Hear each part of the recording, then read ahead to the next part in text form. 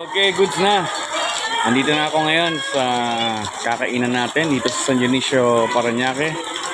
At ito ay tinatawag nilang yun, Kanto Burger. Kanto Burger Silog. Order na tayo. Order na kami kay Rambuel. Okay. Magandang gabi. Available ba ang burger nyo? Ayan na. Ang bagong bukas na burger place dito sa San Dionisio. At anong pangalan mo atin?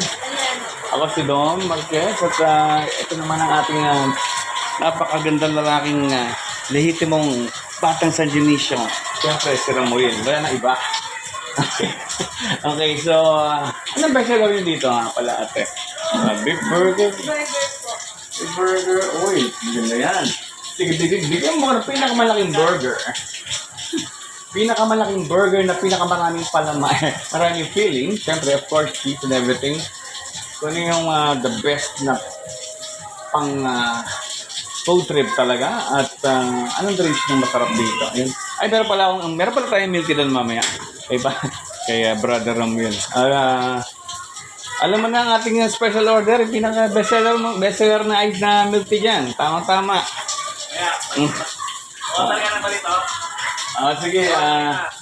Gigikas ko na lang Okay, sige. Alright, and ayan. Saka pa naman nakakita ng burger place na bagong-bago na, mukhang masarap ang burger. Ang ganda pa naman niluto. Saka pa naman. Dito lang sa Dionisio.